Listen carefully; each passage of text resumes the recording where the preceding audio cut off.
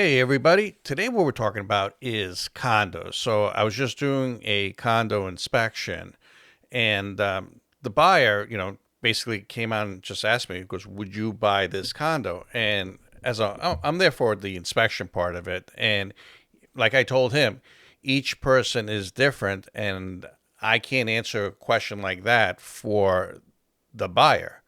Okay. But I wanted to do a video and talk about what's going on with the condos because there are some things. If I was going to buy a condo, I would definitely avoid certain ones because of everything that's going on in Florida. And then I ran into this article that was really, really interesting that I want to talk about today, too. Here, I'll show it to you. I'll bring it up here. So basically, look at this Florida condo buildings for sale. Residents say they can't afford millions in repairs. The buyers likely to, and developer will tear it down, a structure, and build a modern condo in place, experts say. This article goes on to talk about this person that, went and bought a home, a condo, thinking it's the forever home. And because of the new rules, that certain things have to be repaired because of the collapse that happened in Miami, and that was devastating. But now it's affecting everybody. A lot of buildings can't afford to do the repairs. And what's happening is crazy, but at the same time, if you really think about it, do you want to be in a building that's not safe? It's a horrible situation that's happening, but that's what I want to talk about today. I mean, I want you guys to comment below, So you buy a condo, and we'll go back to the article. You buy a condo, and you're living there for 3, 4 years, and now there's a special assessment that people can't afford to pay for it because there's a limit. Once somebody can't afford to pay something, they can't afford to pay it, and that's it. Then a developer will come in, pretty much pay pennies on the dollar for that for the building, knock it down, and then build something that they can't afford. And that's what seems like what's been happening. Let's go back to this article for a second. Okay, so basically, this is a Tampa Times article. Okay, Tom Murphy thought he found his forever home. He was wrong. A retired New York cop, Murphy moved to Fort Lauderdale nearly 4 years ago, plunking down $409,000 for a waterfront condo overlooking intercoastal. Beautiful. I've been there. I've been in many condos. I mean, that's a dream to have a condo that's facing the intercoastal. Just watch the boats, watch the dolphins. It's unbelievable. Now the entire 18-unit building he once called home is up for sale because of the special assessment. People just cannot afford it. Okay, so the article goes on. Here's why the owners say they can't afford millions in repairs to make it safe. In September, residents in Springbrook Gardens were told they had 48 hours to move out of the aging condo at 125 North Birch Road. Imagine you're going along your life and everything, going to work or retirement, whatever, and then somebody knocks on your door and says, hey, you got to be out of this building within 48 hours, maybe because it's a safety issue. Okay, the building engineers record an issue of dire warning. So basically, engineers went in there, they looked at the building, they found something, and they're like, "Oh, this building is not safe." Okay, the western foundation of the four-story structure, built in 1947, had progressive deterioration that made the building no longer safe. So here's the good news. They went there, they found the problem, okay, and it was bad enough to tell the residents to get out within 48 hours. So, what do you guys think of that? Comment below. Like, I'd rather somebody knock on my door and tell me, hey, listen, this building is not safe. Get out. At least they give you 2 days, than staying in an unsafe building with structural issues. Some people are saying that's unfair. They've been there for years. But at the same time, I kind of have to agree with the engineers on this part. If the building's not safe, it's not safe. And as a home inspector, I've been in so many homes that the decks themselves, weren't safe. And so I told him, don't climb those steps, don't go on that deck. It's not safe. It's not safe. And people don't want to hear that, but that's reality. If it's not a safe structure, it's not a safe structure. So comment below on that. So, this article goes on, looking for a second opinion, the Condo Association quickly hired a second engineering firm. 5 days later, the residents were allowed to move back in after agreeing to make emergency repairs. So it's like a doctor. You go to a doctor, you have a health problem, you go for a second opinion. I totally, totally understand that. Murphy, the president of the Condo Association, said he started calling contractors and was told the cost would be more than $4 million to make a temporary fix. So for $4 million, all right, it's not even a permanent fix, it's a temporary fix. And remember, there was only 18 units in there. So that's a crazy amount of money that each person's going to owe, to get it just temporarily fixed. I could imagine what it would cost to permanently fix it. He goes on to say, after we were allowed to move back in, I called different contracting companies for the shoring up, Murphy says, and a number coming back was in the millions of dollars, between $4 million and $6 million. And that was just too much. It was just too much for these people. It would be too much for anybody to do a repair like that. By November 4th, Murphy said all his neighbors were moving pretty much out again, this time voluntarily, so they could put their entire building on the market. What choice do they have but to put it on the market? We just don't have the money, Murphy said. It doesn't make sense to put more money into this building. I don't see how they would have a choice in this situation. I really don't. What do? You buy a building not knowing any better. You think everything's great. The HOA fees aren't that bad. It's your perfect retirement. You get to see the intercoastal. And then you get that knock on the door. All right, let me answer the question. Would I buy a condo? Yes, I would buy a condo, but I would want to consider quite a few things. All right? Let me give you maybe 20 of them. Okay, and I'll run down them really quick. Location. I would consider the proximity to the beach, work, school, entertainment, check neighborhood safety, traffic, noise levels.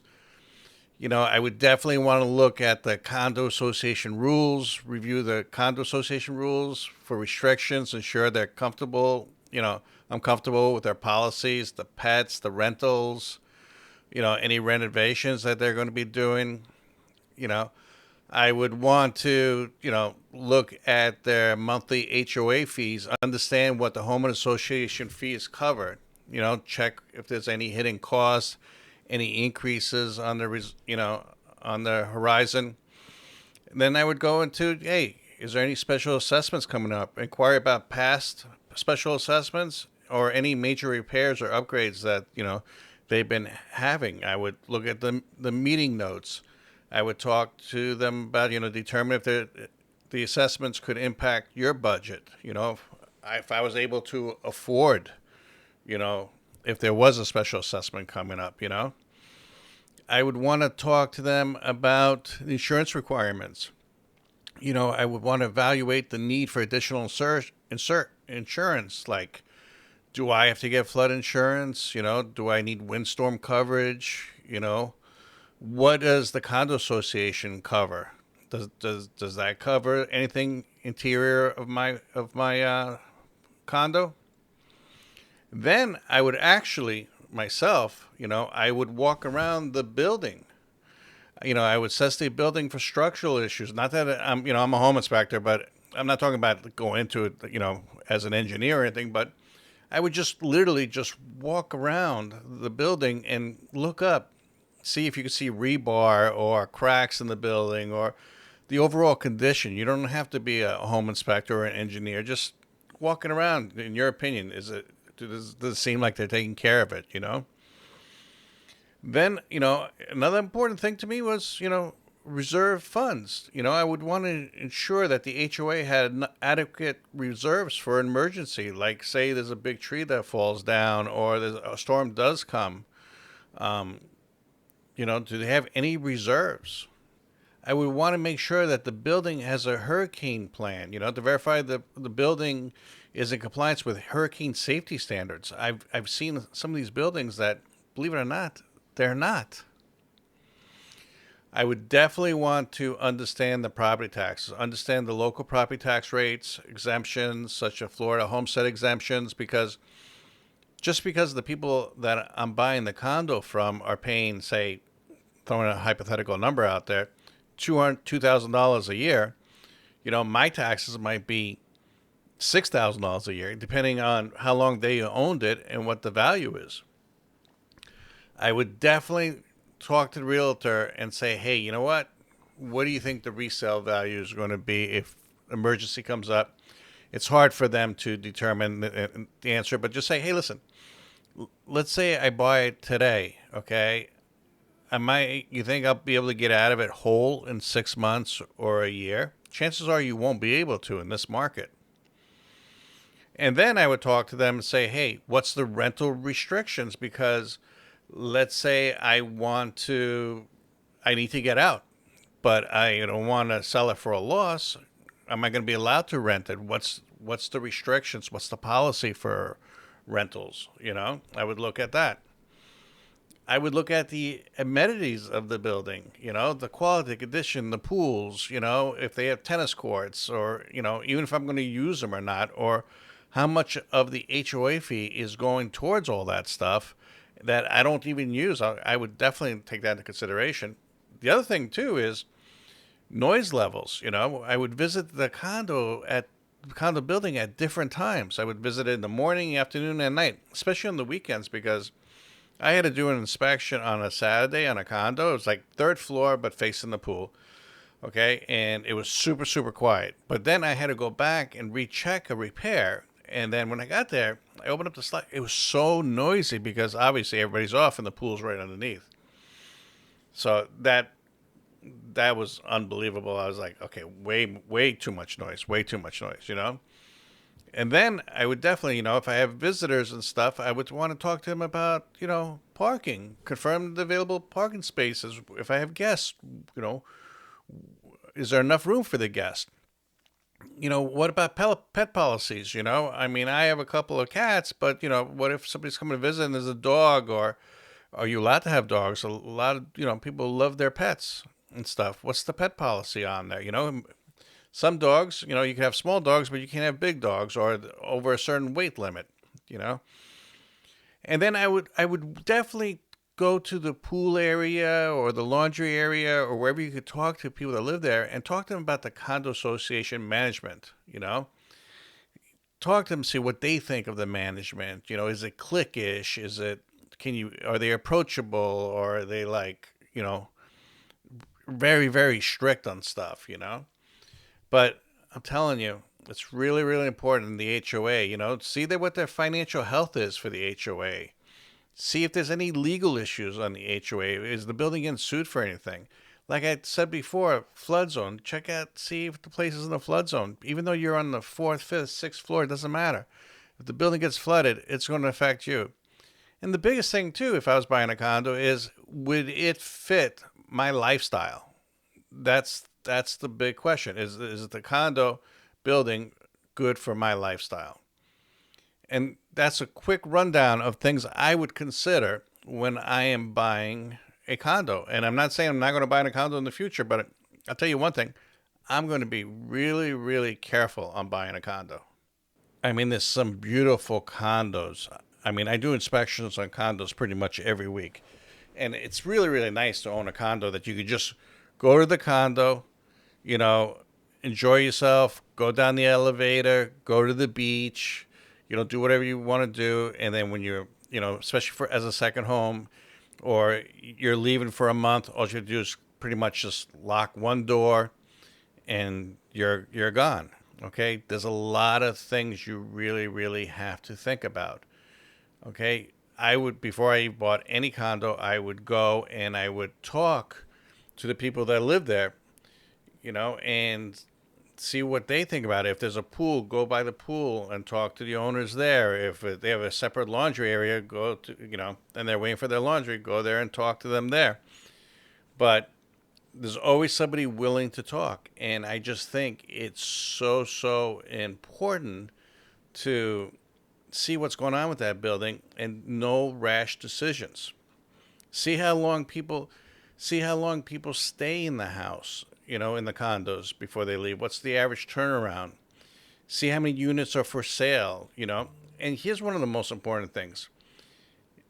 Use a realtor that really knows the area and knows that building. Okay? Because each building is different. Like there's a few in Clearwater Beach. There's a couple of buildings I love. I think they're great buildings, but there's another building that's horrible. And I just don't feel like they take care of the building, and they have a lot of restrictions on rules. Like I think this one, you can't have pickup trucks there, you can't have motorcycles there. You get very limited parking. A lot of these, condo buildings have very limited parking.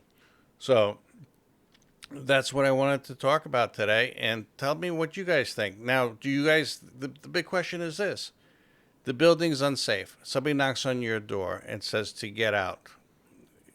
Are you going to be appreciative, or are you going to be, obviously you're going to be upset about it, because who wants to hear that? But don't you think it's better to move out? And do you think that these people have no choice? Do you think that the state should come in or the government should come in and do something to help them out? What's your guys' opinion on everything? Do me a favor, comment below. And remember, consider subscribing. It really helps out the channel, and it's greatly appreciated. Thank you, and have a great day.